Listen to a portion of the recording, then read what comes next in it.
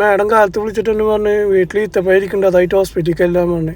അങ്ങനെ അതും പിടിച്ച് ഹോസ്പിറ്റലിൽ പോയി അതും കൊടുത്തിറങ്ങി. ഇത് പിന്നെ ഇടയ്ക്കിടയ്ക്ക് കൊടുക്കണതാ. അങ്ങനെ മുനീർ അവിടെ അടുത്ത് തന്നെ വർക്ക് ചെയ്യണം. അങ്ങനെ മുനീറിനെ കാണാൻ പോയി. കുറച്ച് നേരം അവനായിട്ട് വർത്താനം പറഞ്ഞിട്ടൊക്കെ ഇരുന്നത്, കുറേ ചെല്ലാൻ പറഞ്ഞിട്ട്. അങ്ങനെ കഴിഞ്ഞ് വീട്ടിലേക്ക് എത്തിയപ്പോൾ ചായ കുടിച്ചിട്ടുണ്ടായിരുന്നില്ല. നല്ല മീൻ കറിയും പൊറോട്ട ഉണ്ടായിരുന്നു, അതും കഴിച്ച് കുറച്ച് നേരം റൂമിൽ വന്ന് കിടന്ന്. അപ്പോൾ ഇതിന് പിന്നെ ഫിറോസ് പള്ളി നേരത്തെ പോകണോണ്ട് ഫിറോസ് പോകാനുള്ളവർക്കായി. കുറച്ച് കഴിഞ്ഞ് ഞാനും ഇറങ്ങി പള്ളിക്ക്. പിന്നെ ഇന്ന് കുറച്ച് നേരത്തെ ഇറങ്ങിയ പള്ളിക്ക്.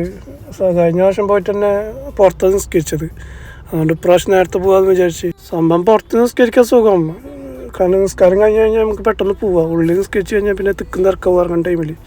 പിന്നെ ഈ ടൈമിൽ ഇപ്പോൾ പുറത്ത് നിസ്കരിക്കുന്ന ടാസ്ക്കാണ്, നല്ല ചൂടാണ്. അങ്ങനെ നിസ്കാരമൊക്കെ കഴിഞ്ഞ് നേരെ മാഡത്തിനെടുക്കാൻ പോയി.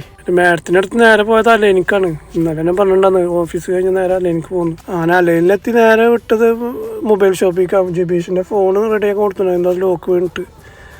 അങ്ങനെ കടക്കാരൻ പറഞ്ഞപ്പോൾ മാഫിക്കിൻ്റെ ആൾക്കാരെല്ലാം ഒരു വണ്ടിയാണ് വരുന്നത്, അപ്പോൾ പാർക്കിംഗ് കിട്ടോ, പിന്നെ ഇടാനും നേരം കിട്ടില്ല. അങ്ങനെ മൊബൈൽ ഷോപ്പിൻ്റെ താഴെ വേറൊരു കട ഉണ്ടായിരുന്നു, അവയിൽ പോയിട്ട് നമ്മളെ വീടൊക്കെ പറ്റിയ ട്രൈപ്പോഡൊക്കെ നോക്കി.